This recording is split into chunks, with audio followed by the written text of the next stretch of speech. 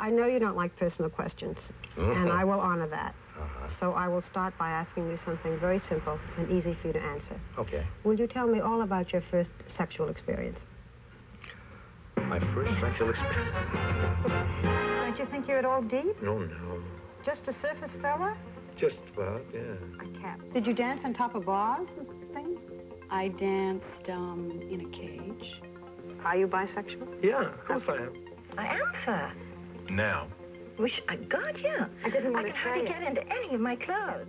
I feel that what I am today, where I've gone today, have been based mostly on instinct, animal instinct. Because I don't care anymore. Okay. I got the magic. I found the magic word. I don't care anymore. Is that you don't sign autographs? Well, I'll tell you when I stopped signing them. I was standing at a urinal. I read that one of your teachers in junior high school, they voted you the student most likely to end up in the electric chair. Yes, and I thought I was popular. With or without a husband, you'd still want to have a child. Oh, yes. Maybe I don't like you. Well, hey, how about that? But not because you're black. I think I look fabulous. It makes me laugh to see myself. I get a kick out of me. Women scare the hell out of you? Still? Yeah, geez, I'm scared to death. A simple little diamond Cartier watch. A simple little diamond ring. Call me a young black man with some bucks. What can I say? Well, this is it. Our 50th show. You'll see Liz Taylor before and after. Eddie Murphy and Bette Midler then and now. The last interviews with John Wayne and Bing Crosby. You'll see Jimmy Stewart sing, hear Richard Pryor lie, and watch Clint Eastwood flirt. The most beautiful homes, the biggest laughs, the tenderest moments.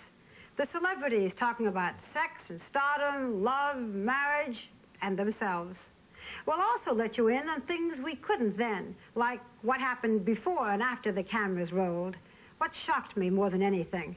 What mistakes we made, and believe me, we made them. I hope you'll find it lots of fun, but at the very least, it will be a great retrospective of my hairstyles. Stay with us. The 50th Barbara Walters Special.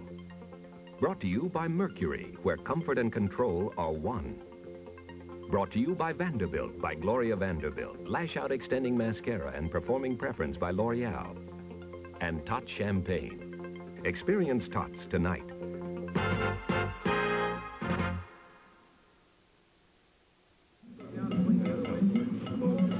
This terrible opening is the way we started our very first special. It was December 1976, just 2 months after I came from NBC to ABC. The Barbara Walters Special. Governor Carter, do you pinch yourself sometimes and say, my Lord, I'm going to be president? Well, that's how it all began. The plan was to do a mixture of political leaders and Hollywood celebrities. The words of the wary still ring in my ears. Those stars will never sit down for an interview, they said. And they certainly won't let you into their homes. They will never talk to you, period. But one did. 1, 2, 3, 4, 1. Watch closely now. Barbra Streisand. Everything I'd ever heard about her was true. The ultimate professional, she worried about everything. Every question I'd asked, every word she uttered, every note. You want to hear something? The whole phone is in the wrong key. Watch closely. But she is such a talent, and at heart so vulnerable, that I could forgive her anything. It was our first glimpse at the flip side of stardom. People can be very cruel. People coming in back of me saying, hey, your nose is not that big. Are you Barbra Streisand? You look like Barbra Streisand. Hey, you look pretty good in person, or you look better. You know what I mean? They treat performers sometimes as if they're not alive, as if they're a piece of celluloid on a screen. I also learned something in that first show you might call Walter's Law. Anything that can come back to haunt you, will. For example, I never would have asked President-elect and Mrs. Carter about their sleeping arrangements if the Fords had not, when they were in the White House, bragged about bringing their own double bed. This led to the following ghastly exchange. You're not embarrassed, I am. Well, then, okay, if you're not on the one, do you sleep in a double bed or twin bed? Double bed. Double bed. Always it. Sometimes we sleep in a single bed, so. Much more comfortable than a double bed. I don't know whether you want to go on anymore, but To this day, I am still occasionally reprimanded for that moment. And as for the way I ended the conversation with the president, well, I'll never hear the end of that. Be wise with us, Governor, and be good to us. Fine. Thank you. And that was just the beginning. Now, 12 years, 120 guests, and 50 shows later, we're still here.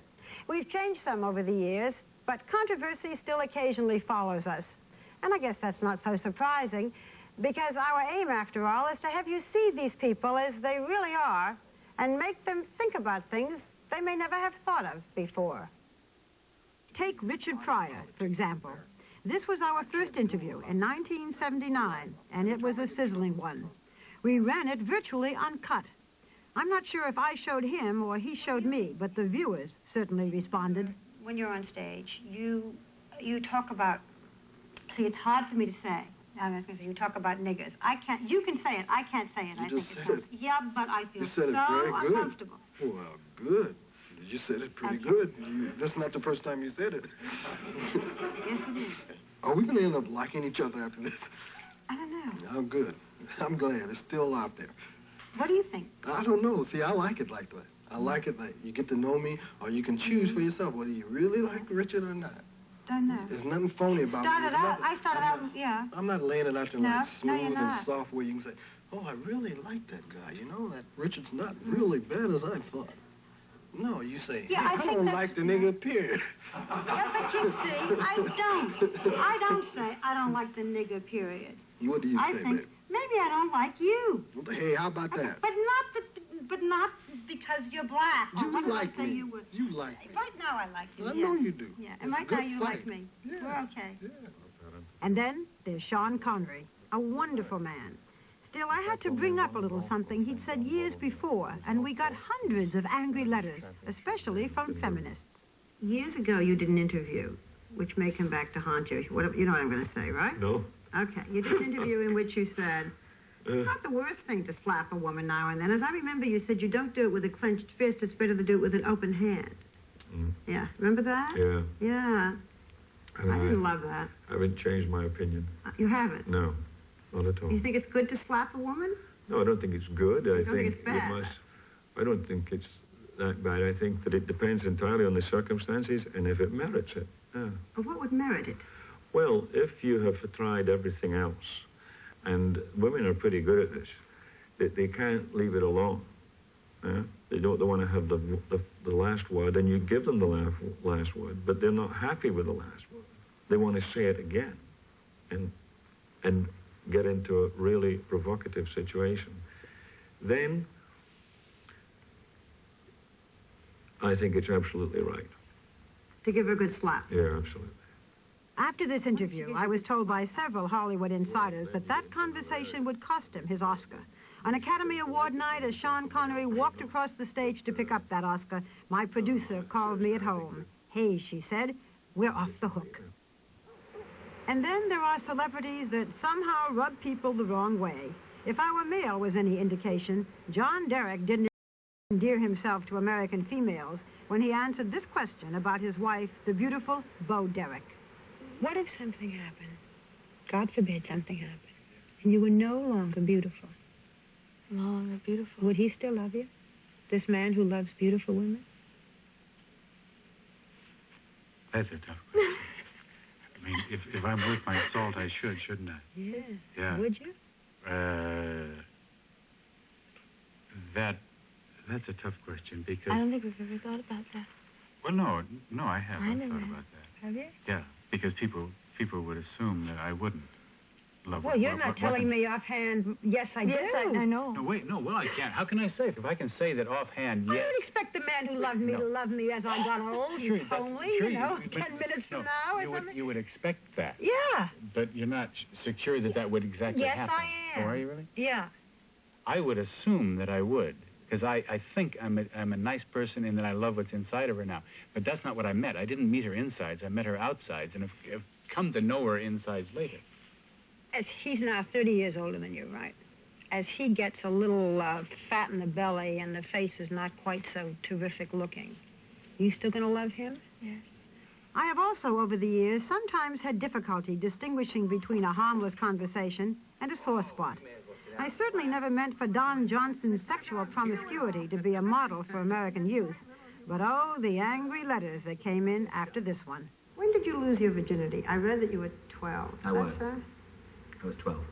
Did she seduce you, or did you seduce her? It was a mutual. You're a precocious little... It was a mutual thing. She was 17. An older woman. Yes. And, even at this moment, just thinking back on it, it was very exciting. It was a great experience. Is it true that she was your babysitter? Well, not for me, but for my younger sisters and brothers. Did you see her again? Yeah. At 12 years old, you began to have an affair? Yeah. For a long time? That is not necessarily an uncommon thing. It isn't? No. Oh. I think a lot of people do. Lots of 12-year-old boys are having affairs? I don't know. I don't know about that so much. I'm trying not to sound as if this is a surprise to me. You're not doing It happens every day. Huh? How old were you? Next question. That's what I figured. Much older than your babysitter. Much older than your babysitter. In the early days, we tried to mix things up. A politician, a head of state, a king or queen. King Hussein and Queen Noor of Jordan, for example. They trotted out all their children, their Arabian horses trotted around the palace, and I trotted all over the place. But the audience just wasn't interested. On one show, we talked with Donnie and Marie Osmond, Reggie Jackson, Walter and Carol Mathar, and Vice President and Mrs. Mondale. The ratings were great until the Vice President came on, and then, well, they plunged. Is it true that we are the first Americans to cross the Bay of Pigs in 16 years? As I remember, it's the first time. As you remember, this is the first time? The first time. Do you feel funny crossing the Bay of Pigs with an American? With friends America. With friend America. American friends, yes. Friendship relation. It's a friendly relation. Well, it's a very... You didn't come here to invade the country. No, we did not come here to invade. You came to work and to know Cuba. For some reason, many people remember our interview with Fidel Castro. I don't know why, because we were slaughtered in the ratings. 4 hours I sat and argued with Castro as he continuously blew cigar smoke in my face, and we're creamed by an episode of Barnaby Jones. Oh, well, I don't care what the ratings were. It was worth it. But there is one interview from those early heads of state that I will never forget. It was the Shah of Iran, 2 years before he left his country. I remember the breathtaking palace, the gold telephones, the son who would never be king. But most of all, I remember the anguish welling up in Empress Farrah Diba's face as I questioned her husband, the Shah, on the subject of women. I'm quoting, Your Majesty. In a man's life, women count only if they are beautiful, graceful, and know how to stay feminine. You may be equal in the eyes of the law, but not in ability. You have never produced a Michelangelo or a Bach or even a great cook. You are schemers, you are evil, all of you. Oh, Your Majesty, you said all these things. Not with the same words, no. Well, the thought, you've never produced a Michelangelo, a Bach, or even a great cook. This I have said. So you don't feel that women are, in that sense, equal, that they have the same intelligence or ability? Not so far. Maybe you will become in the future. You can always have some exceptions. Here and there. But, yes, but on the average, I repeat again, when have you produced a top scientist? Madame Curie. That's one. But we've had a lot of trouble getting ahead, perhaps because of this point of view. Do you feel your wife is one of these rare exceptions? It depends in what sense. Well, do you feel your wife can govern as well as a man? I prefer not answer. But you have made your wife the regent of this country. If you should die, your wife heads this country, and yet you're not certain that she can govern as well as a man.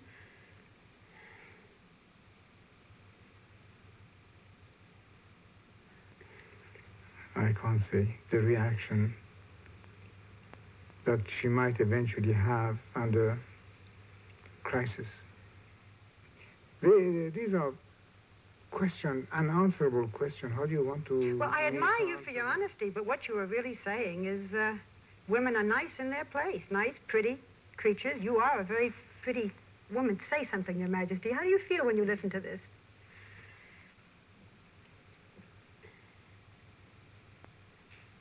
You know, what can I say? You know, it's, I don't think you really believe that. Because, well, after all, we don't want to start arguing again, starting to have the conversation about the difference between men and women. But what the men has done to the world, really, have they achieved something that today the world is perfect in every way? Politically, economically, relations, contacts, progress. So let us not put, you know, just classify people. History is indeed strange, because in the end, when the Shah was in exile and very weak, it was his empress who was strong. I must say, I thought this interview was riveting, but we learned in short order that what our viewers really wanted to see were the people they loved the most, the television and motion picture and recording superstars, the politicians, I say, for 2020. It reminds me of those polls when people are asked what music they like to listen to. Most people say, classical. But what sells out is rock and roll.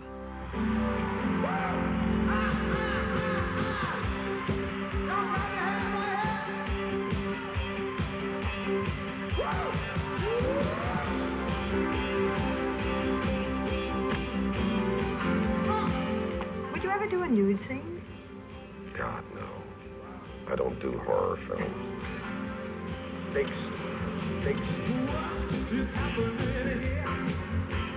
Your relationship with Frank Sinatra ended, shall we say, quite abruptly. He has about as much humor as this floor. You looked at the floor lately? History of padding.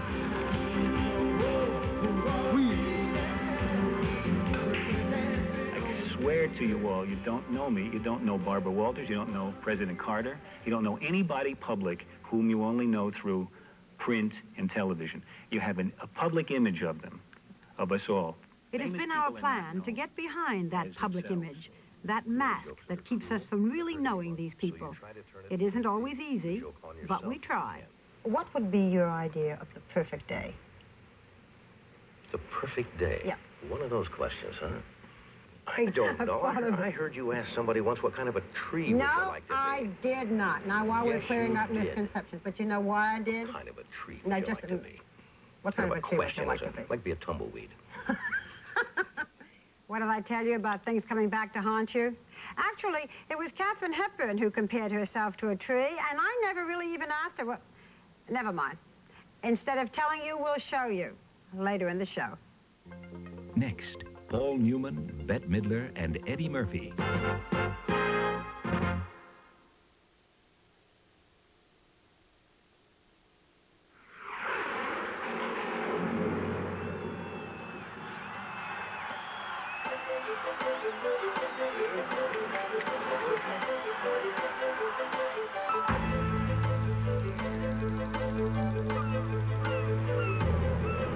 I would like to be a superstar. I hate the word superstar. I hate that word.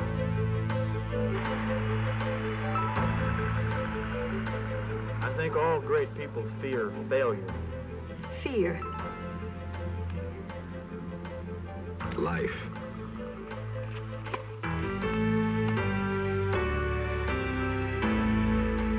I mean, the thing is, I'm a star. That is a very ethereal thing. When people compare you to Farrah Fawcett, move over Farrah, Bo is here. How do you feel about that? It'll happen to me soon.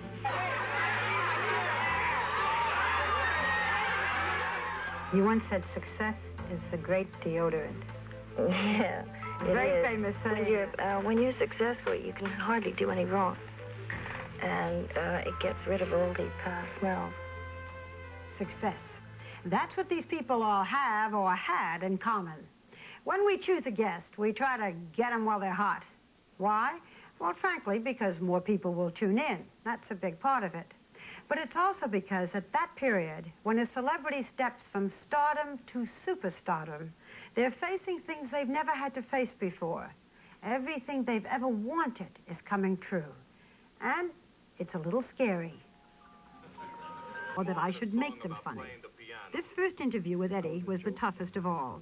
We sat on the floor of his new home. He hadn't bought any furniture yet. I tried to draw him out, have some fun, but neither of us had much fun that day. Eddie, what was the first character you did on Saturday Night Live that took off? Raheem Abdul-Muhammad. He started out as a college student, though. And now he's an angry film critic. Yeah, he's an angry film critic. I don't like doing him. How would he review 48 Hours? Oh, he'd love it because there say? were black people in it. Raheem is just like, if the movie had black people in it, he loves it. Well, how would he review it? I don't know. Stop putting me on the spot. Come on. I want to have, just in case people don't stay up that late, I want to have them see you. They should stay up and watch the show, or the ratings will go down. And then I'll be breaking in your house on Saturday, so you better watch up.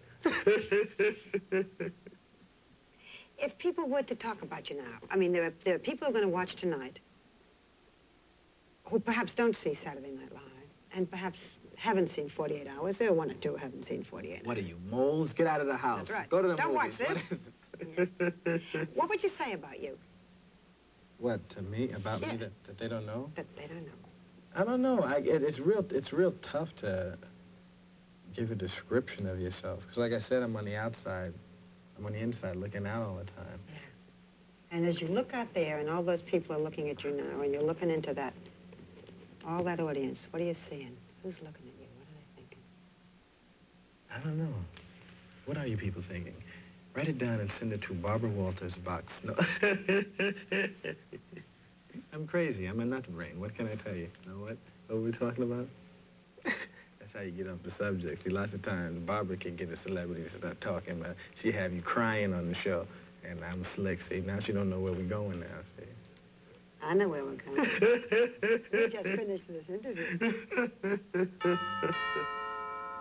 4 years and 2 Beverly Hills Cop movies later, we talked again. Barbara Walters! What are you doing here? No one told me Barbara Walters is coming to my house. This time he was, and still is, in the middle of a staggering success story. No one has taken more heat for letting success change him than Eddie Murphy. But my impression is that the change was for the better. I found a warmer, more self-assured Eddie who talked openly about the darker side of success. Well, a lot has happened since we last talked in 1983. You left Saturday Night Live. You became a movie star. What's been the biggest change since we talked? I guess I'm a little more paranoid than I used to be. On every, I'm a little socially, I'm a little more paranoid. Emotionally, I'm a little more paranoid. And those things, you have the success and power kind of like isolates you, and you get confused because you start thinking, you know, if I have this and I have that and I can do this, I can do that, how come I'm not happy all the time? Then you realize that nobody's happy all the time. Mm-hmm. Indeed, no one is happy all the time, no matter how successful they are. Just ask Bette Midler. Her public image is that of the outrageous feminist who'll do anything for a laugh, a party girl. Privately, she's surprisingly domestic, neat, meticulous, and now a born-again housewife / actress / closet intellectual. We did 2 interviews with Bette. She was a huge success both times, but the first time she paid a heavy price for it. We begin in 1980, after she split with her manager and was branded impossible to work with. Well, I'll tell you, it's really rough. This is not funny. This is a lot of work, and it's terribly exhausting, to be quite frank. I don't like to talk about it, but this has been very, very hard on me this last year. There was a couple of times I really thought I was going to go under. I was ready to call the men in the white suits. It's an awful lot of work, and I had no idea before I decided I would do it myself. I mean, I had no idea what Aaron really did. In terms of doing without the manager? Yeah. How did you keep from falling apart? I don't really know that I have. Now, that you've kept from falling apart? I don't think I have kept from falling apart. I think I'm very close to falling apart. You've never been married? Never been married. Want to be married? No, but I think I'd like to have children. Would you? Yeah. Is the best yet to come, or have you been there already? I think this is it. Do you really? I do, but I don't think it's that. At 34, you think that this is it? Well, yeah. You're not going to get higher. It's not going to get better. Is there any more? Yeah. What else is there? There was more. Lots more. After a bomb movie called Jinxed, Bette virtually disappeared. Disappeared as Hollywood, for no one would work with her.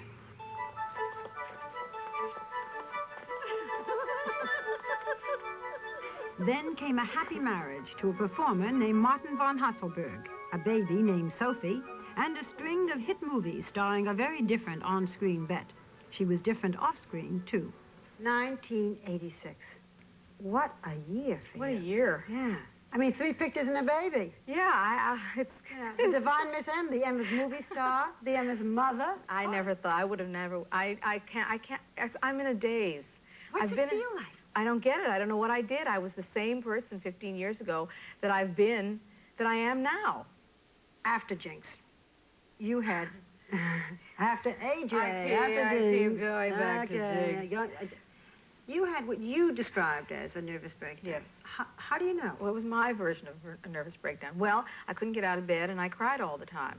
I don't think it was a clinical nervous breakdown, but it felt bad to me. It felt as bad as anything that I had ever lived through, and so I use those words to describe it. You're not going to do it again? No, I'm not going to do it again. I'm not going to do it again. I don't think that will ever, ever happen to me again. I don't care what they say about me. It will never happen to me again. How do you know?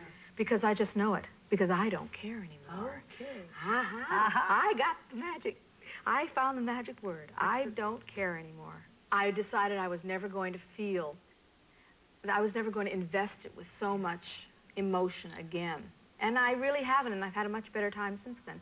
I do what they tell me to do. I wear what they tell me to wear. I stand where they tell me to stand. I'm just, yes, I'm here. I'm doing my job. I'm having a good time. I don't think that there's a great deal of dignity in standing in front of a camera and speaking someone else's lines, and you know, being a little more to your left, a little more to your right. I'd heard Robert Mitchum was tough. I'd heard he was a grouch. Seems too easy and too I kind said it before, one of the greatest movie stars that ever lived was Rin Tin Tin. You sure have. We went to the island of St. Martin anyway to talk with the actor whose least favorite things are fame and adulation. But I found him not at all grouchy, just honest. Do you think you're successful? I don't feel successful. I feel rather like, you know, those stuffed donkeys along the road in Arizona that they put a child on for a quarter and take a picture of. This is an English policeman. They like all that pictures. What are you filming for? You know who he is? No, I don't. You don't? Margaret Thatcher, you know. You don't think it looks like Margaret Thatcher? Do you have any idea? Yes, I have actually. Yeah. Now that you're looking at it? Yes. What do you think it is? Boy George. Ah. I honestly didn't expect to like Boy George, but we spent the evening going to some of his favorite London haunts, and I thought he was really together. Little did I know he was falling apart. 1 year later, he was arrested on serious drug charges. In our interview, he had no problem telling me he was bisexual.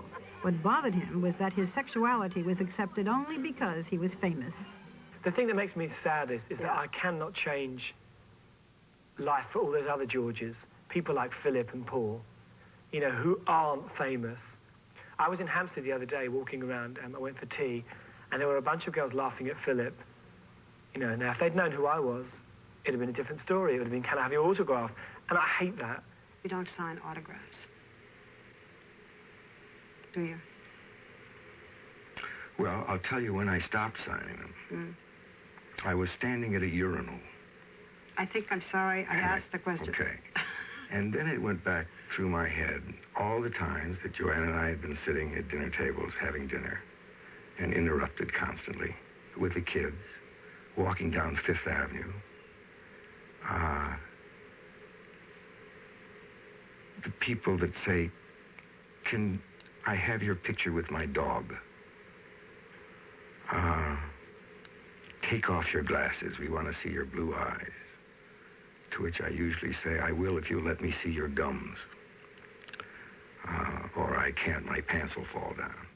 People who saw this interview with Paul Newman thought he was angry. I never got that impression.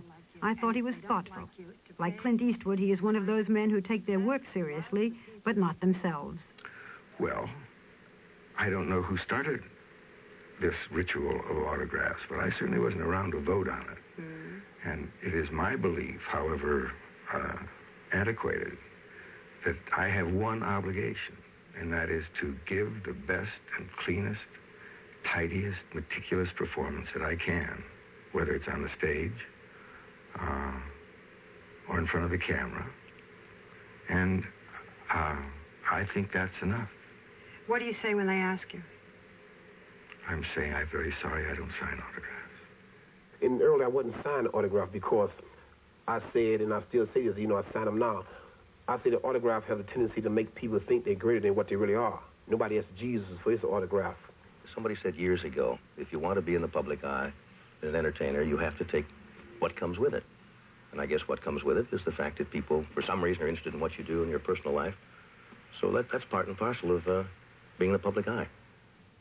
Johnny Carson was on that short list of people who rarely do in-depth interviews.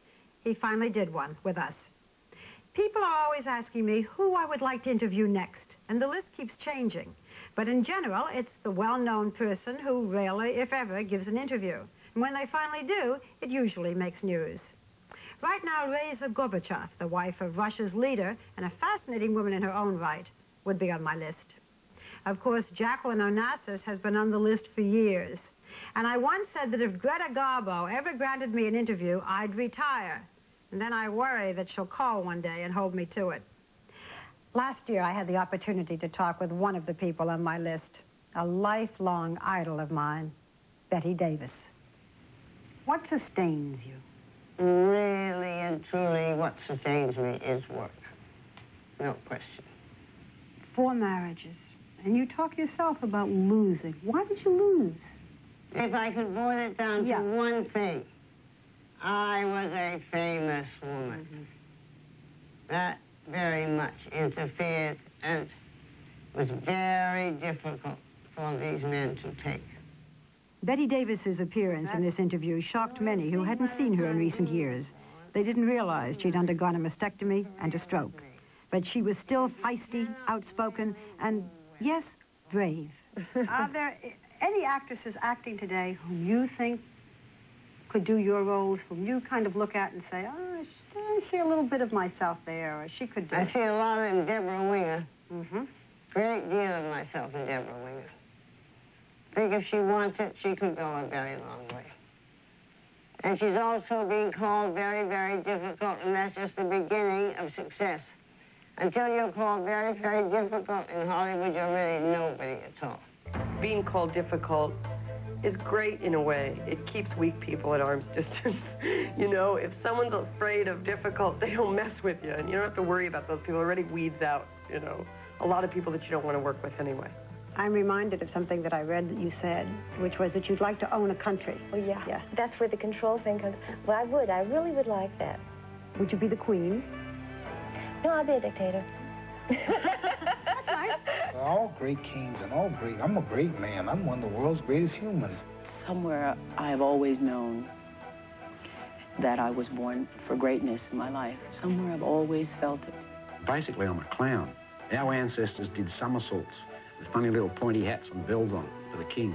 And if you were good, he threw you a piece of chicken. And if you were bad, he cut your head off. Sure, sometimes you can influence attitudes, but basically you're a clown. Next, the best homes and Bing Crosby's last interview. The home of Bing Crosby. Richard Pryor.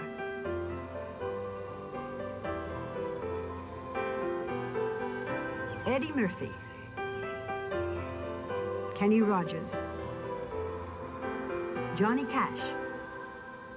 Michael Landon. We call it the tour. It's that part of the show when we see the celebrities' home. We do it because it's so popular and because each home says something about these stars that words alone can never describe. Sylvester Stallone's knife collection comes to mind. I've been collecting knives for about 15 years. If you were guilty of murder or if you're guilty of theft, they would use this to cut the throat. Oh. Yeah. This is my pudding collection. Your what? My pudding collection. This is butterscotch. This is the first one I ever bought back in 1965. A little stuffy in here. Would you like some fresh air? I think so, yeah. Sure. Get the breeze going. It's nice. The funniest home would have been Steve Martin's, except that it wasn't really his home. Oh.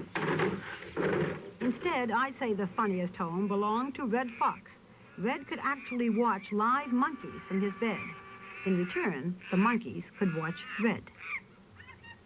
I also remember Barbra Streisand's house, or houses, I should say. She has 5 of them, all on one piece of land in Malibu. There is the ranch house, where we did our first interview, and the Art Deco house, where she did every bit of the decorating herself. When you pick up a rug, underneath is a rug of tile, so that if you take the rug out to be cleaned, you still have a rug of tile in the floor. I recall Bob Hope's cluttered office and his golf ball from President Nixon, Dolly Parton's enormous dressing room, and, of course, those platinum wigs. Kenny Rogers' magnificent bathroom was topped only by his wife, Marianne's bathroom. This is where I sleep.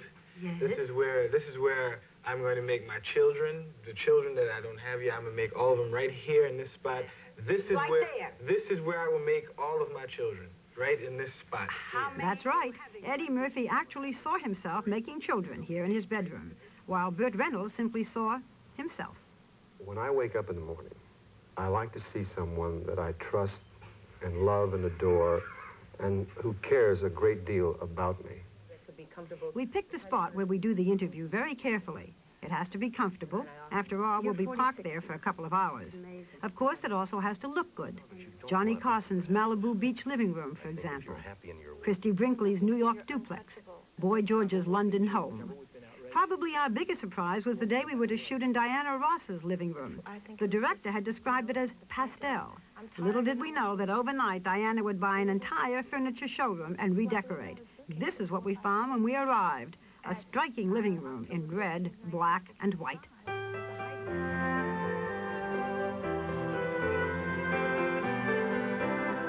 If I had to pick one, I'd say Farrah Fawcett's home was the most beautiful. In addition to the house itself, she'd added a large, sunny, all-purpose room with its own kitchen, barbecue area, big couches and tables. You could just live in that room alone, especially since right next to it was a fully equipped gym and racquetball court. Most of the stars, especially the older ones, had comfortable, unpretentious homes. This was John Wayne's bedroom. Quite a contrast from the environment in which we first interviewed Cher. In 1985, she lived in a Beverly Hills mansion with its tall white pillars and Egyptian-style furniture, all in black and white. We called it Tara on the Nile. 3 years later, she was twice the star, living in half the space in a New York loft. Yes, a home does say something about you.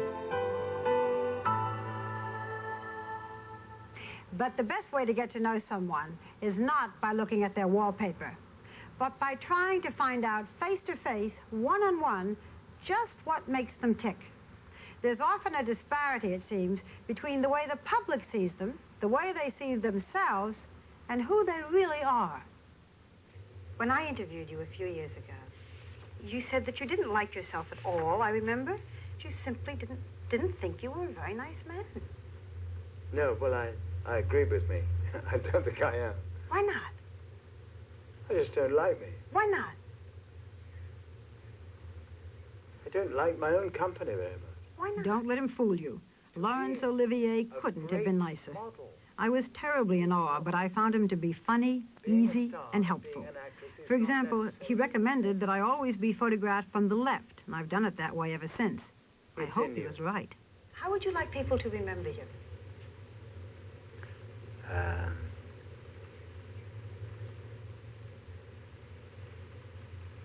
I'd like them to remember me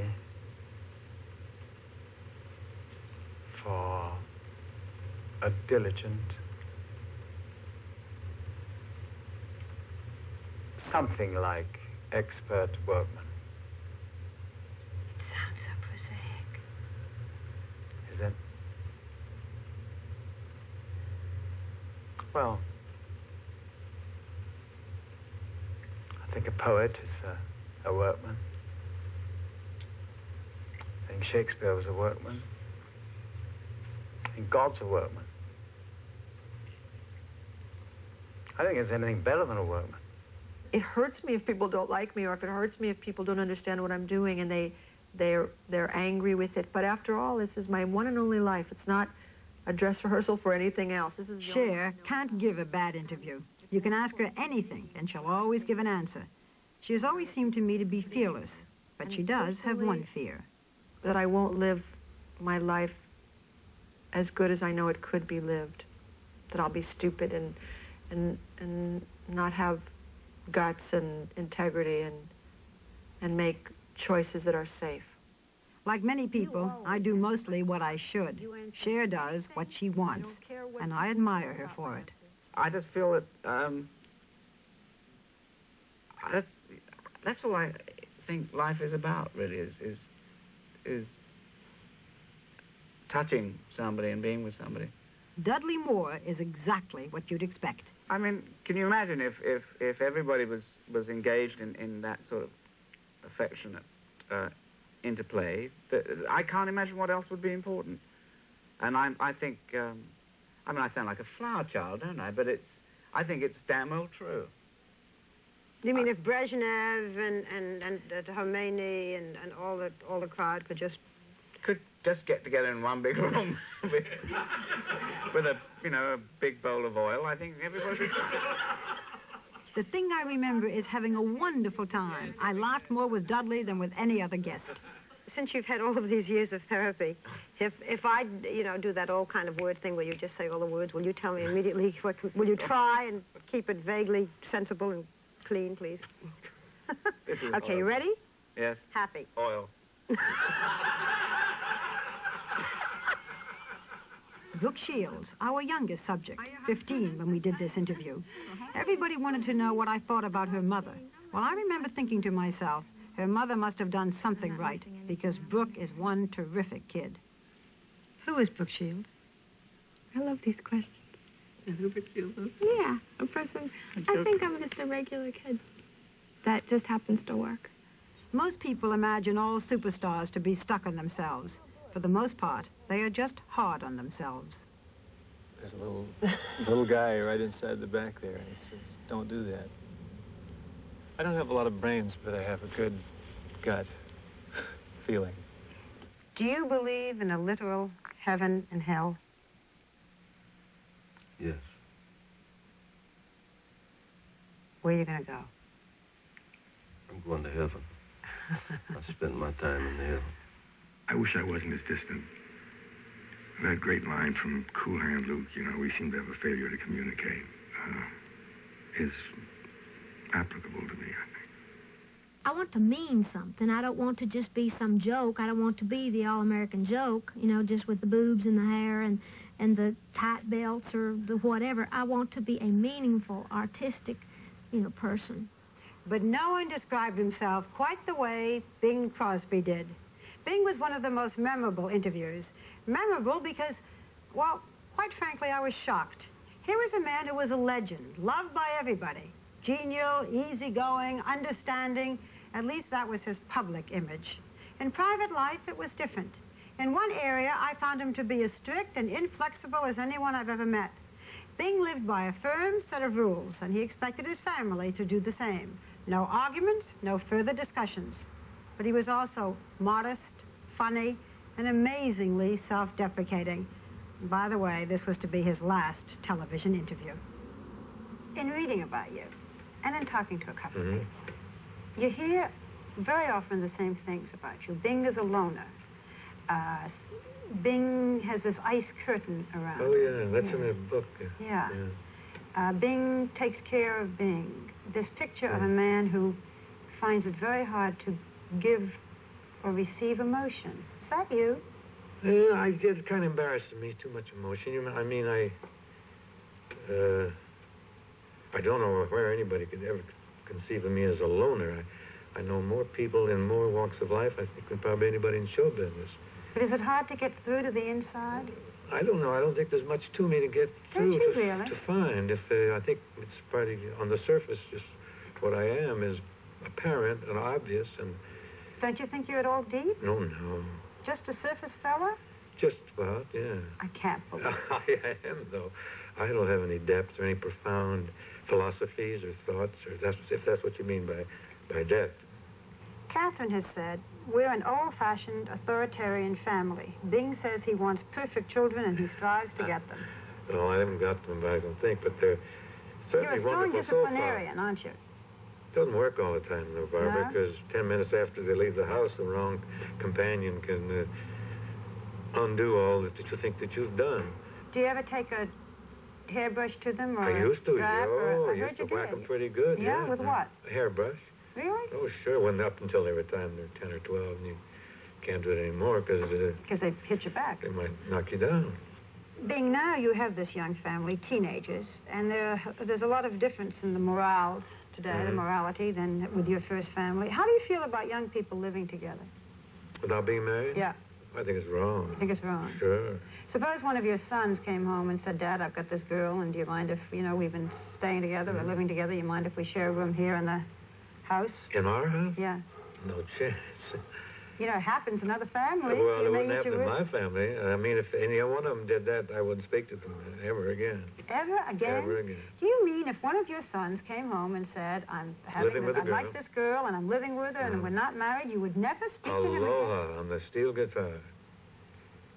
That's awfully stupid. Well, I was raised a Catholic. We believe in marriage, and you'd rather he married than maybe spent some time and found out what she was like? well, he doesn't have to take her to bed to find out what kind of a woman he's marrying. What would you do if Mary Frances, who's now 17, Yeah. came to you at 19 or 20 and said, Dad, I'm having an affair. There's somebody I care about. I'd say you take your things and move where you're having the affair. And you wouldn't talk to her or see her? No. This daughter whom you adore. Yes. What if one of the kids smoked marijuana? I don't think, Mary, that's any great sin. That wouldn't bother you? Unless they abused it and got on it continuously. I think it should be legalized. I think it would probably do away with a lot of this smuggling and gangsterism. I don't suppose smoking marijuana hurts any worse than being an alcoholic, does it? Probably not. Probably not as much. Is it true that when you made most of your films, you wouldn't take star billing? Never did. You never took star billing? No. Why not? Well, I think you put a burden on yourself, If the picture isn't any good, they say, well, why don't you get some help, What do they used to say? Such and such with Bing Crosby? And like high society with Frank Sinatra, Grace Kelly, Bing Crosby. You had third and billing. Louis Armstrong. So, yeah, I took the smallest I could get. And I think you'll last longer that way. People think that I'm humble or that I'm wallowing in humility when I resent being called a legend and all that. Yeah. It's just being realistic. When somebody says that, I'm so embarrassed because I know I've never done anything that merits that. When you look at things that people do, like Olivier and Burton and Newman and Redford and Jack Nicholson and all the singers like Tony Bennett and Sinatra and Como and the Jolsons and not Streisand Crosby? and all the things And that not Crosby? No, I've never done anything great like those people. You don't think your singing's Never created pretty good? any excitement like those people, no. Do you think you're a good actor? No, What about in Country Girl? terrible actor. Terrible actor. I just do the same part all the time. If you were writing the book and it said Bing Crosby, and then you had to do a couple of lines afterwards to describe this guy in show business, what would you say? Well, I'd say he sang a fair song in tune most of the time. That he could read lines pretty good, had a good sense of comedy timing, fair vocabulary, and not a bad fellow all around. That's about it. Next, Clint Eastwood, Farrah Fawcett, and Elizabeth Taylor on Love and Marriage. On a scale of 1 to 10, where would you put you? No kidding, real honest. A 9. Where are you? I'd be about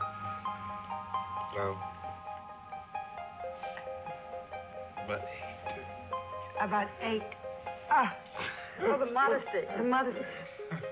What am I? On a scale of 1 to 10? Oh, I think I'm about a 55. I don't know. I think I'm a happening girl.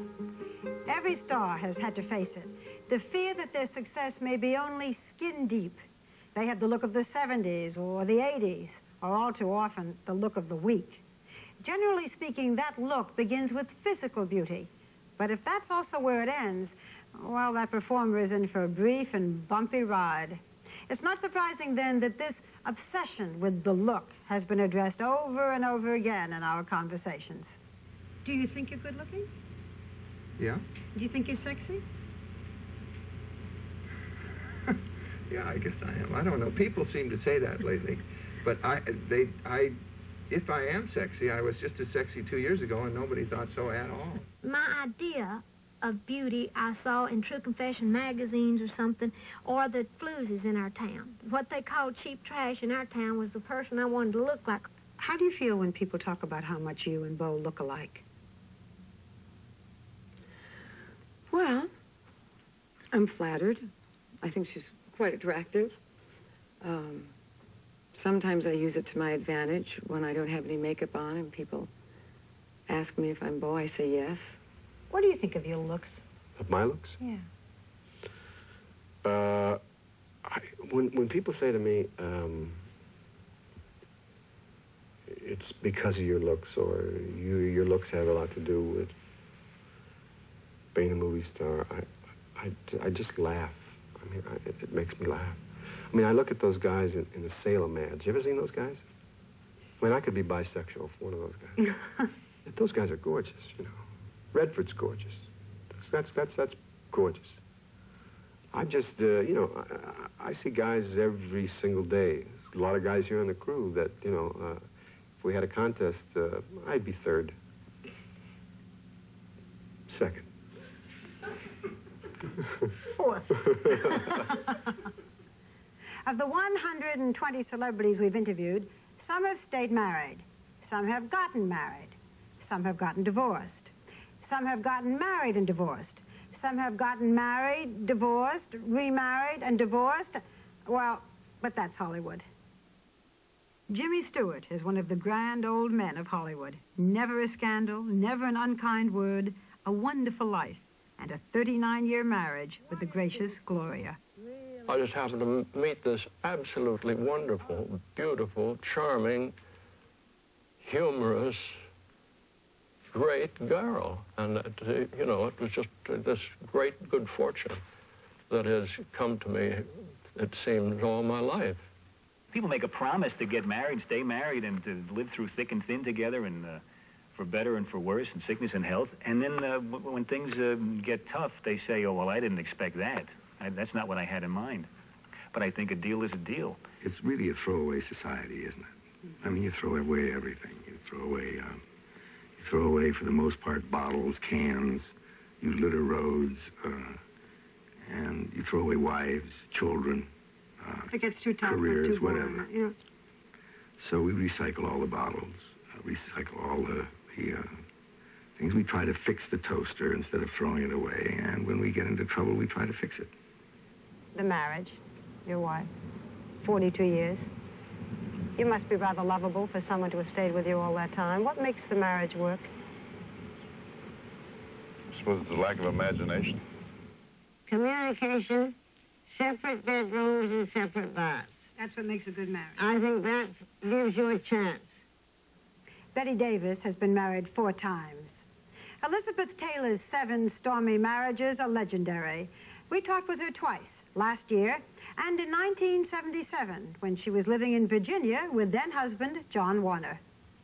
Can you believe sometimes yourself that you've been married so many times? No, I find it very hard to believe. You think this marriage is the one that's going to last and last and last? If I didn't believe that with my entire life, I wouldn't have gotten married. John, what's her greatest virtue? What's Elizabeth Taylor's greatest virtue and greatest fault? Well, greatest virtue and greatest fault.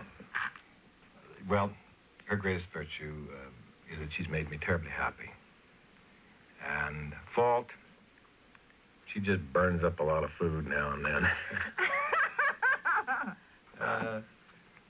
I don't know. It's hard to say, Barbara. I wish she'd take better care of herself. And I mean that quite sincerely. And I've told her many times I want her to last a long, long time. I can't help it that I fall off your horse. Well, I know, like but you ought to eat a few more vegetables and a little more orange juice for breakfast. And... She does eat more vegetables, potatoes. Are you worried about putting on weight? No. Oh, yeah. Does it matter to you? No, it doesn't. Because I'm so happy, and I enjoy eating. I like to cook, and I enjoy eating, and You wouldn't care if you got fat? I am fat. Now. Which, God, yeah. I didn't want I to can say hardly it. get into any of my clothes. You don't care? Not really. And if you blew up and got terribly fat, you wouldn't care? No, not as long as I did it out of contentment. I don't eat nervously. I eat out of enjoyment. I think eating is one of the great pleasures in life. I didn't enjoy being fat, really. No, I hated it, and I hated all the fat jokes. I probably laughed as loud or louder than anyone. But they hurt. They hurt me a lot. And there was a kind of defiance, I think, made me get even fatter. Like it's my business. It's my body. I went through some photos the other day, and they're incredible. I let my hair go. I didn't bother with makeup. I obviously just didn't care. I was quite clearly unhappy. And I think a lot of it was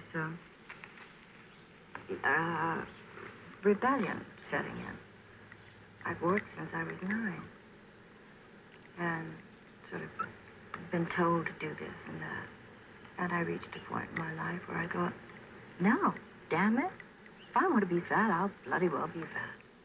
In the life of Richard Burton, so much has been written about it, talked about it, that I couldn't possibly even start to ask you about it, except to ask what your memories are now.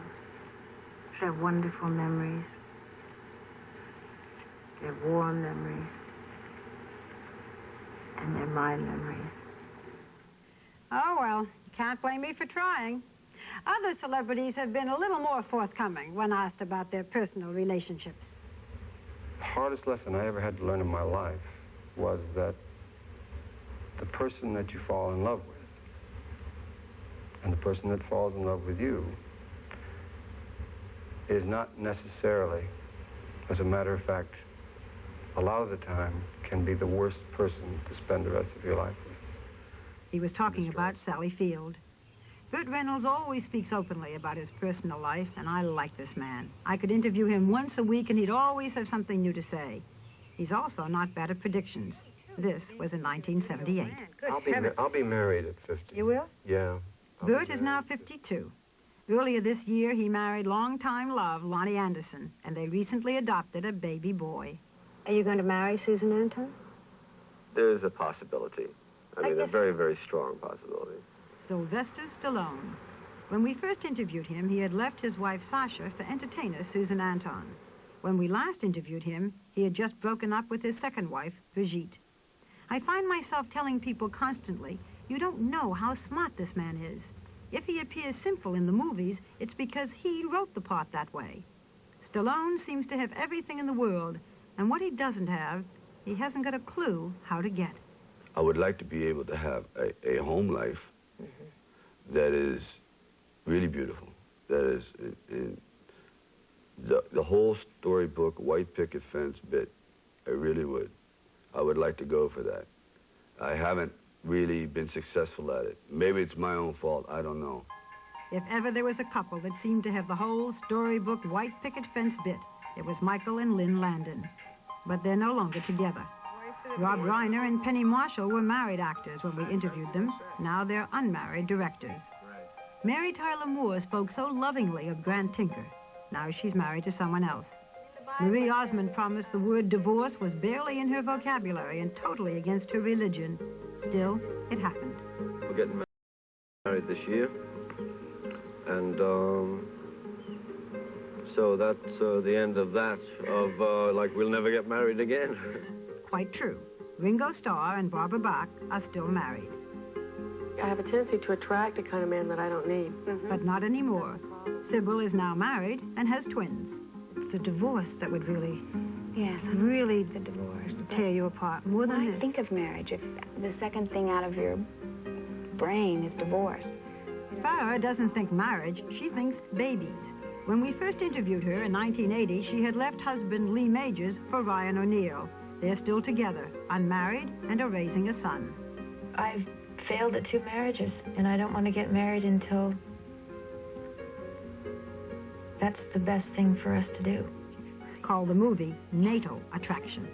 Glenn Close is still unmarried and gave birth in May to a baby girl. You must drive people A crazy. woman would go absolutely nuts if you knew 100% about it. How do you know? Might be terrific. But it might be boring. There'd be nothing. And finally, I'm asked all the time if there was anyone that I was attracted to. I usually dodge the question, but now I figure why not just admit it. Clint Eastwood. But hey, who wouldn't be? That there's more to know all the time. Don't you think? Don't I think? I don't know. I think somewhere between the two. I mean, I think it's nice to be If you knew mysterious. 100%, there's what's there to know? You There's would nothing drive to- me nuts, and I would drive you crazy because I would be saying, but, you know, but didn't you, or haven't you, or haven't you? Well, we could try it and see if it worked out. We'll start with this interview. If this is okay, we get some, well, maybe we'll do another interview. I think we'll stop and reload. Next, Michael J. Fox, Richard Pryor, and Goldie Hawn. When I was little, I was morbidly shy. The process of meeting people and getting to know people and all is never easy. And as I say, I'm still basically pretty shy in that way. Were you considered then a very shy, introverted kid? Yeah, I think so. I don't know what I was. I just know that I was so shy. I was so scared. I know that's so boring to hear. Every person that's ever been on a Barbara Walters special says, Suzanne Summers says, I'm so shy. I'm so bored with hearing that. Anyway, every actor is basically shy. Most of the people who sit down with us have a sense that this is it. No matter what has been said in the morning shows or written in the tabloids or mentioned in the gossip columns, this is for the record. Perhaps because we don't talk with their manager or their ex-wife, but we simply talk with them.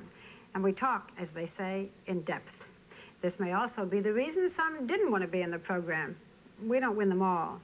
But many people we've interviewed feel that this was the most important interview they've ever done.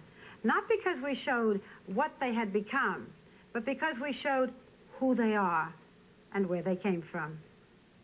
In your early years, you played strip joints and sleazy nightclubs. And the worst. What was it like? Oh, Barbara, the worst. It was awful. It was horrendous. And I was fired from the job every night. I would do these shows, one show, and the owner would come back and say, you're gone. Were you that bad? I was performing, and over the loudspeaker, the owner said, get her out of here. It was awful.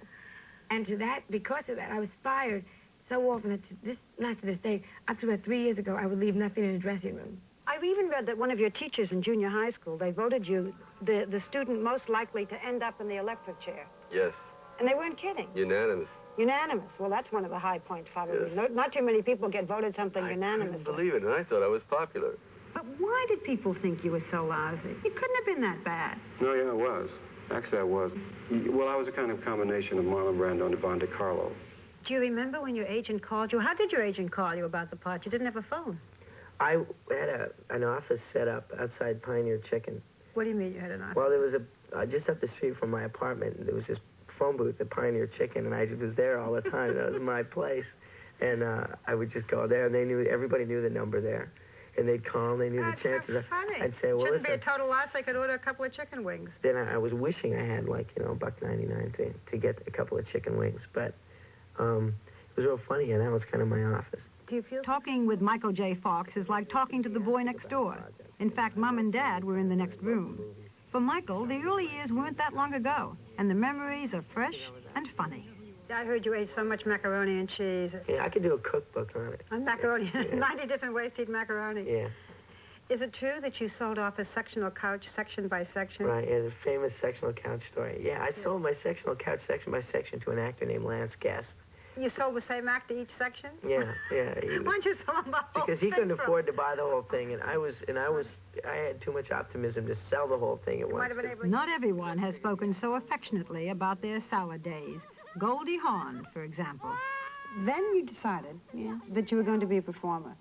Okay. And played in what sounds like the sleaziest kind of places as a go-go dancer. Oh, yes. This nice, I sweet, paid my innocent... dues. What were they like? Degrading. Did you dance on top of bars and things? I danced in a cage where I had men putting their noses up like, you know, an image that one day I would like to shoot. And I looked at myself in the mirror. There was a mirror directly opposite from me that I hadn't known was there until suddenly, you know, I looked up and I saw this girl selling her heart out to nobody. Nobody came. Nobody wanted, nobody cared. That's not that nobody came, nobody cared. Neil Diamond almost never does interviews. I therefore expected him to be uncomfortable. I never expected him to be funny. Before Solitary Man came out, I thought, I can't use Neil Diamond. It's too normal, it's boring, it's ordinary, and Diamond sounds like somebody made it up, and I have to find a name with some character to it, something that will be memorable. And so I came up with two names, and I gave them into the record company. And they called me just before the record was pressed, and they said, well, is it going to be Neil Diamond? Is it going to be Noah Kaminsky, which was one of the alternates that I had? Or is it going to be Ice Cherry? Ice Cherry. Ice Cherry. Yeah. E-I-C-E. E-I-C-E. Cherry. Yes, very which catchy. I thought, wow, that sounds really cool. Most people named Noah Kaminsky would want to change it to Neil Diamond. Character to it, and I chickened out the last minute. I mean, the president of the company called me and he said, well, what is it, Neil? And I thought of my grandmother, and I said, my goodness, I could never explain it to her. How you could be Ice Cherry. Who is this? This is me. No, it's not you. So I said, go with Neil Diamond, then I'll try and figure it out after that. And, you know, it worked out okay. And then there's Richard, Franklin, Lennox, Thomas, Pryor. No one has angered me more, lied to me more, or touched me more than Richard Pryor. In fact, no one has talked to me more. We've done him 3 times. That's more than anyone else. And it was that first time when he was talking about growing up in a house of prostitution that I realized his comic genius has its foundation in sadness and pain. It was hell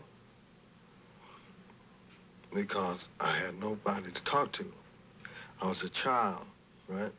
And I grew up in seeing my mother go in the rooms with men and my aunties go in the room with men.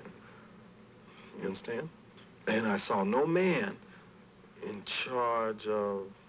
Now, I used to peek through keyholes to watch people make love. Not love, but to me it was love.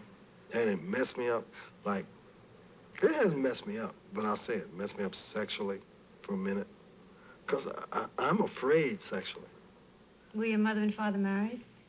After I was about 3. Yeah, married. I was born Richard Franklin Lennox Thomas Pryor III. I got names from pimps and gangsters and all that threw me. You were 15 years old? 14. When your first child was born? Yeah, yeah. My Lord. Yeah. How could you, I mean... It was fun. Was it? Oh, man, are you kidding? In the garage? And then after she was born? I didn't know my father was making love to her, too. Boom, boom, boom. That's the truth. Is it? Yeah. Who believed in you? Who cared about you? Richard Franklin Lennox Thomas Pryor III. You. And magic dust. Are you totally off drugs? No, I love drugs.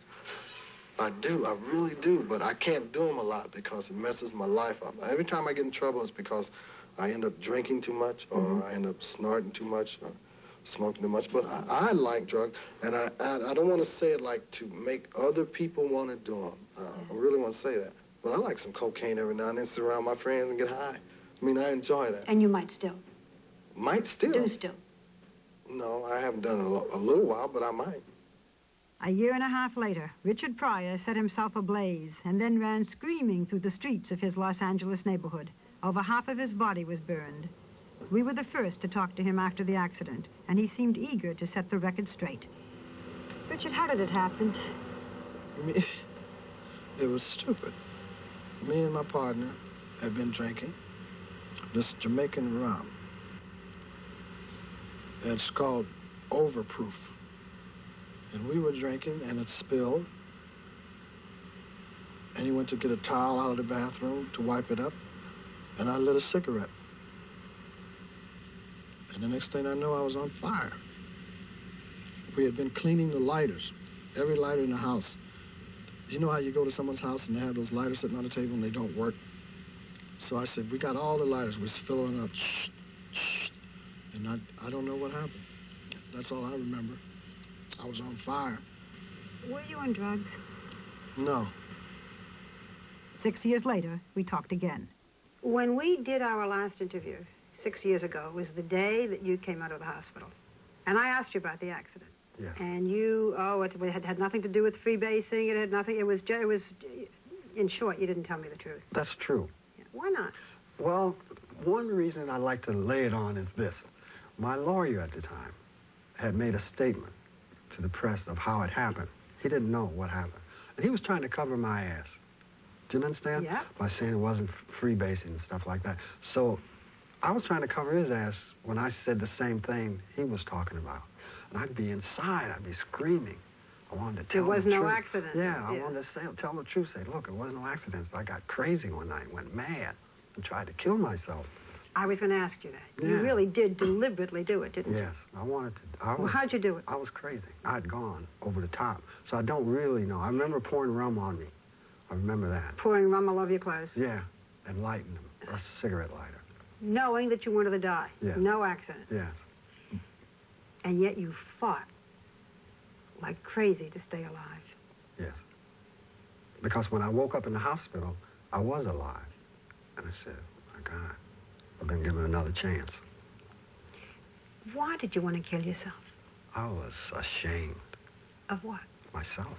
Of the drugs and the alcohol? I had come to this. God had given me all this, you know, and what I'd do with it. I could only end up in a room alone smoking a bass pipe all day long. I couldn't stop. I put the pipe down, it jumped back in my hand. I couldn't stop 5 minutes. Do you understand that? 5 minutes. I said to myself, all right, 5 minutes, I won't smoke no more. It wasn't a minute it would go by. I had to pick that pipe back up. And I had money. That was the curse of life, to be able to buy the dope. Richard told us he was now a changed man, and he brought out his new wife and baby boy to prove it. Yeah. He respects me, and I respect him, but I respect him because he's honest with me. Well, I think we should just let people sit for a second and look at the three of you, because I got to tell you, Richard, I never thought I would see this picture. And I wish you everything good. Within 3 months, Richard and his wife were separated. They are now divorced. Next, Sylvester Stallone rides again, and John Wayne's last interview. I have a favor to ask of you. If you would mind wearing a blindfold on the way up there. Blindfold? Well, in case you're at a party or something and the address were accidentally to slip out, that would kind of protect me. And if you wouldn't mind, I'd sort of appreciate. Now, Kind of silly, but do it. Well, maybe it's silly. I also wear a blindfold on the way up in case I'm accidentally drugged with truth serum and someone, you know, might get me to tell where I live. How are we going to get there? We'll drive. Are you blindfolded now? Okay. Let me walk you around here. Be careful here. I think you're insane. Where's the car? It's just a precaution. Is it a real car? Oh yeah, it's a beautiful car too. It's a '76 Cadillac convertible. Who's driving? I'll be driving. Don't worry, I've driven up so much that. No, I know the way. I've driven up so much. Is that you? Uh-huh. Okay. You sure you know the way? Oh, yeah. Okay, ready? Yeah. Does it feel like we're in forward? I'm okay. I think we're going to be all right. I really do. I've driven this many times. Hang on. Ah! We're okay.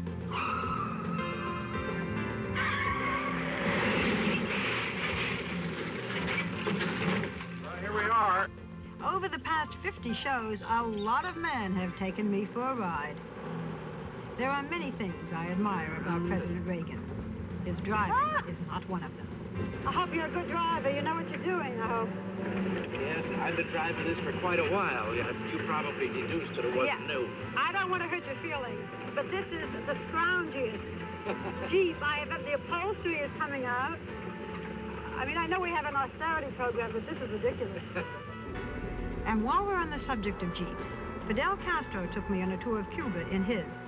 On the floorboard in front of me were hard candies for the children we encountered, and guns for, I guess, whatever else we encountered.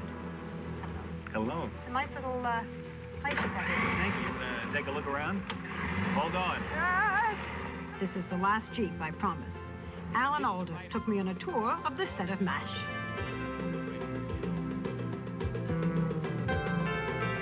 I didn't think I was going to end up riding an elephant.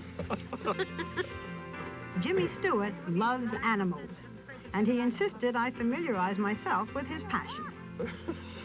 I don't like this. No, you just have to get used to it. How long does it take me before I get used to it? You'll be used to it when you pull up to the thing and get off. Not that this is more my speed, but I have to admit, riding with Stallone on the back of his Harley was a thrill and a first for me. He loaned me his black leather jacket, and when the ride was over, he gave it to me. Want to know how Don Johnson gets rid of his anger? He cranks up his speedboat to full throttle and screams at the top of his lungs. To be honest, this is more my idea of a boat ride. A pleasure cruise on John Wayne's personal yacht, the Wild Goose. Looks like it's going to clear up now that we're back. But that little drizzle was better than fog. Right, Mr. Mitchell? Right, Mr. Wayne. Miss Walters and I will be going down to the main salon. Will you have Billy bring us some hot coffee? I want to share something with you. When I first came to ABC from NBC 12 years ago, there was a lot of press on me, and most of it was negative. It didn't have to do with these specials. In fact, nobody cared much about these specials. All they ever talked about was my co-anchoring the evening news. Who does she think she is getting that kind of money? Or often, nobody wants to watch a woman anchor the news. Well, needless to say, those were dark days for me. I felt as if I were drowning, and the only thing that kept me going were letters of support. Many were from women, and that made me feel very good. But there was one telegram from a man that I remember most. It said simply, "Don't let the bastards get you down." And it was signed, John Wayne. I had never met him, and I can't tell you what those words meant to me. Several years later, I had the privilege, for it was that, of talking with him at his home in Newport Beach, California. Do you watch your old movies on television? Occasionally, when there's a real oldie, like they had Wake of the Red Witch on the other night. I looked at, I don't know, until I fell asleep. I looked at, on a late movie that... How'd you feel? Well, it's kind of irritating to see I was a good-looking 40-year-old man, and suddenly I can look over here and see this 71-year-old. You're not a bad-looking fella. Well, yeah, but I'm not squawking, but, you know, it's, you kind of think, God, it was pretty wonderful then. At this point in your life, having faced illness, I guess having faced the prospect of death, do you have a philosophy, or do you have a point of view that you think kind of sums up your thinking today? Listen, I spoke to the man up there on many occasions, and I have, but I've always had deep faith that there is a supreme being. There has to be. You know, it's just, to me, that's just a normal thing to have that kind of faith. The fact that he's let me stick around a little longer, or she's let me stick around a little longer, certainly goes great with me. And I want to hang around as long as I'm healthy and not in anybody's way. Has it been a good life? Great for me. Any regrets? Great for me. Here and there, probably. If you had it to do all over again? I'd do it the same way. The same way? Stick around for a while longer, will you? I sure want to. The next day, John Wayne went into the hospital. He never recovered. This was to be his last interview, and I think he knew it. I was very moved, to say the least. And there have been other times. Perhaps the times our guests have become the most emotional, when the walls really come tumbling down, is when they talk of their fathers. Patrick, your father died in 1982. This, I have read, was terribly difficult for you. It wasn't just something that you could accept.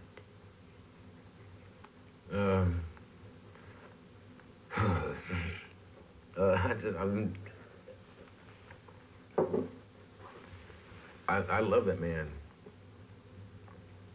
That, you caught me off guard, I'm sorry. My dad and my manager, Bob Lamont, the two most important men in my life, are dead. And I made it after my father died. My passion,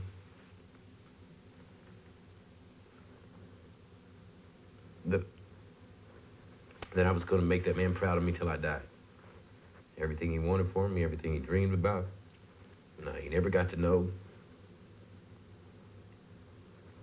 You made him proud. Oh, Jesus. Well, that was his problem. He thought crime was weak. Texas mentality. What makes me happy? It sounds so damn cliche, but nature. And my dad used to say, you start feeling too big for your britches, Goldie. Just go stand out there and look at that ocean. And you won't feel so big. Remember that scene in On Golden Pond where you say, you know, can't we be friends? Mm. And you have said it's the hardest scene you ever had to do. Yeah, it was. It was hard, and it was the actor's nightmare too, because we did it from the first moment that we rehearsed it, all the way through the master and his close-up. I was so full, and when the time came for my close-up, I dried up. It was not there, and it was Katharine Hepburn. I said to her, Katharine, I need help, and don't tell Dad. And she knew exactly what I meant, and she hid. She stood in the bushes in back of me off camera. And I turned and I looked into her eyes. And she did this. And it was in character as my mother, because, you know, in the scene right before, she said to me, talk to him. Just tell him. Talk to him. And I said, I'm scared. And she said, do it. And it was Kate Hepburn to Jane Fonda saying, I know what this means to you. And by God, you turn around and you tell him. Just stop it. I don't want anything. It seems that you and me have been mad at each other for so long. I didn't think we were mad. I thought we just didn't like each other. He didn't cry on camera on the stage. And I waited until his last close-up to touch him, and he didn't expect it. I want to be your friend. Oh. This mean you come around more often? You left your mother? And I could see the tears well up in his eyes.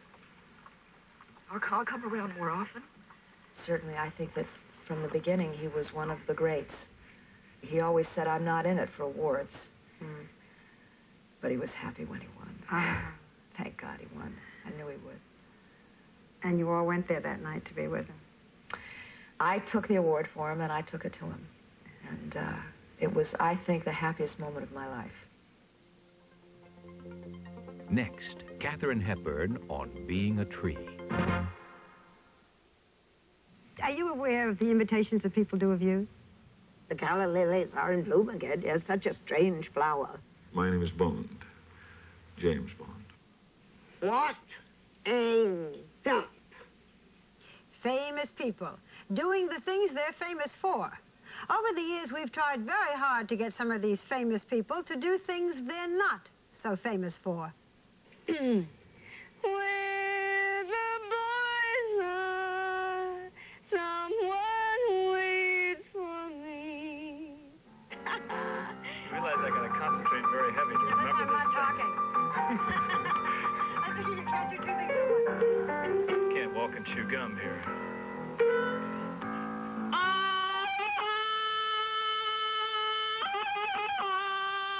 Michael rowed the boat ashore. Hallelujah. I'm telling the truth. You're beautiful, you're simply grand, and I love you. Amazing grace, how sweet the sound that saved a wretch like me. Golden slumbers kiss your eyes, smiles await you when you rise. Sleep, pretty baby, do not cry. And I will. 'Twas the night before Christmas, when all through the house, not a creature was stirring, not even a mouse. On the good ship. Well, usually I have to tap dance along with it, too. Lollipop, it's a good trip to the candy shop where the lights are gay. On the good ship, lollipop. There's an embarrassing footnote to that last performance. Christy Brinkley sang The Good Ship Lollipop at the end of one of our Academy Award night specials. Immediately after her performance, the Academy kicked off their show with a tribute to Shirley Temple. There was the old clip of Shirley singing the same song, and Shirley Temple Black was there to pick up the award. The next day, I was blasted for making fun of America's Sweetheart. But I swear I didn't know about the tribute, and I'd like to say I'm sorry to both Christy and Shirley for this uncomfortable moment. And there have been others. What do I have to do? He said if I be lifted up. I'll ruin the song.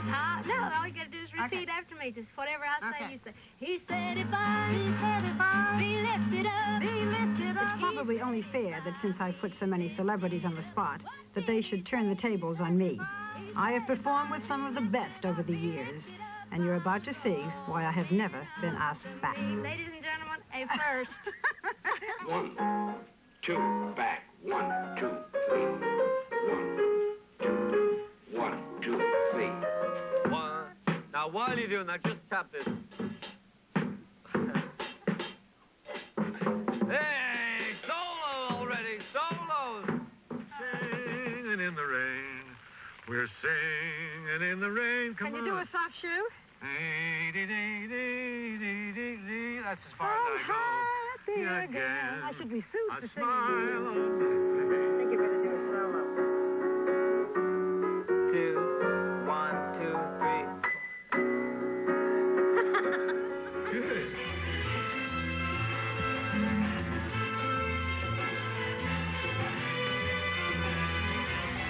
Good. Very good. Give me.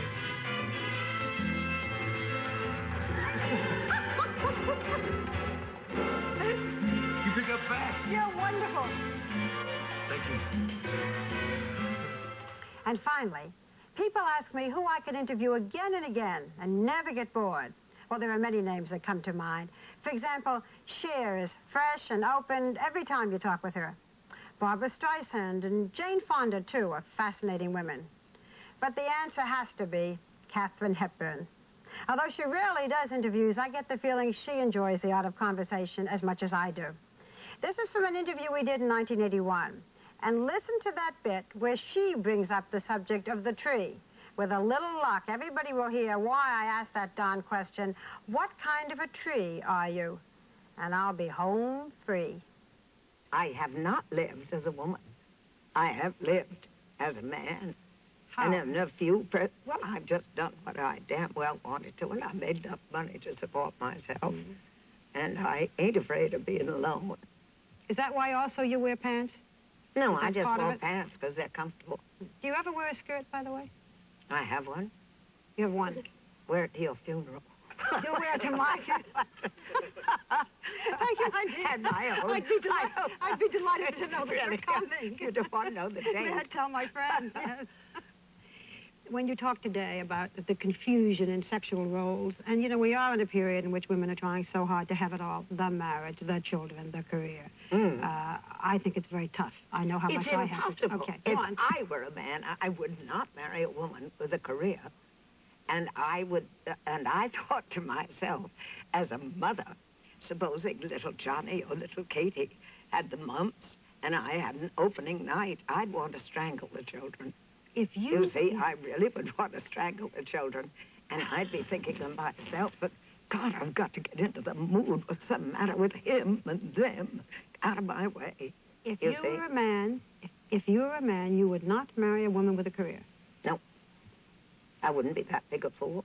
I'd want her to be interested in me, not the career. And a career is fascinating. I don't know what the hell the women are going to do. So you feel you have to make the choice? I think you bloody well better make the choice. We are simply not men. And our fascinating life, sexual life, is much shorter. And I don't say that against my own sex, but certainly a woman's sexual life is a hell of a lot shorter. A man of 50 can marry a girl of 25 and pray that he can keep her happy. Yeah, you can. But I mean, but you can still have the desire.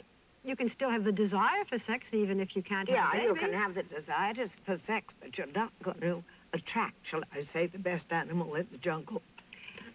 What do you feel today about that? I mean, my animal's not here, we might... No, but I mean, it's true. Isn't it true? I don't I mean, know I if go it's true. mad. What about and with the passage of time, now it doesn't bother me. Never did bother me. I never found men that thrilling. But I just say that you can't have it all. If you're a woman, if you're a man, you have a tough time having it all. What about the trend now with the older woman and the younger man? We see it all around I think us. that's fine if the younger man is a sort of slight sap. Oh, you're so tough on them. I'm realistic.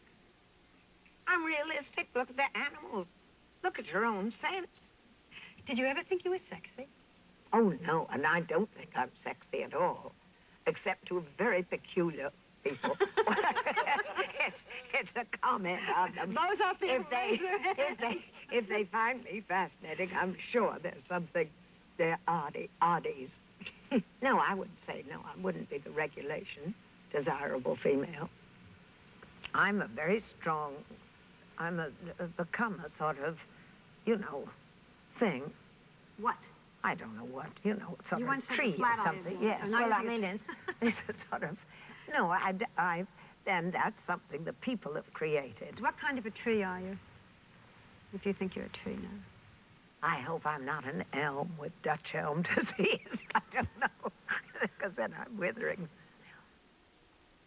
Oh, everybody would like to be an oak tree. That's very strong and very pretty.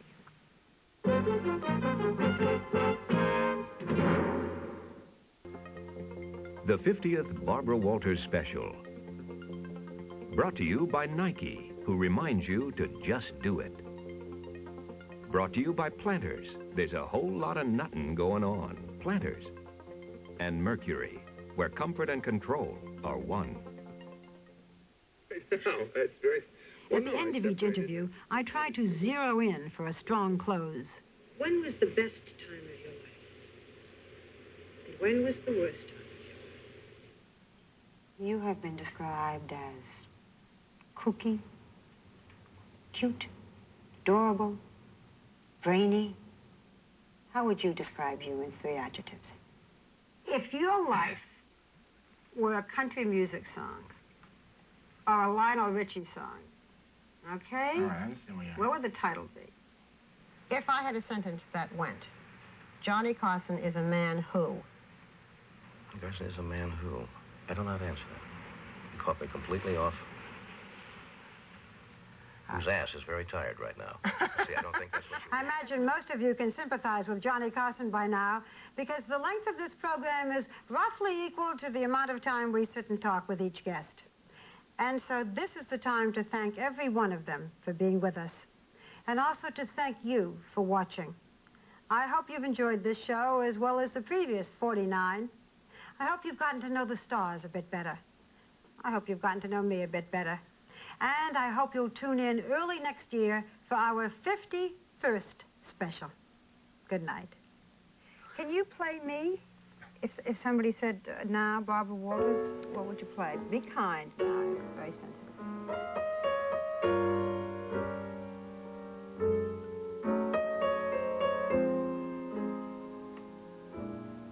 This is Barbara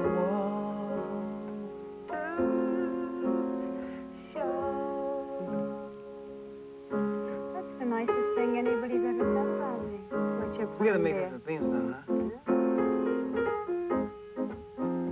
huh? Now this is me when I'm asking the question.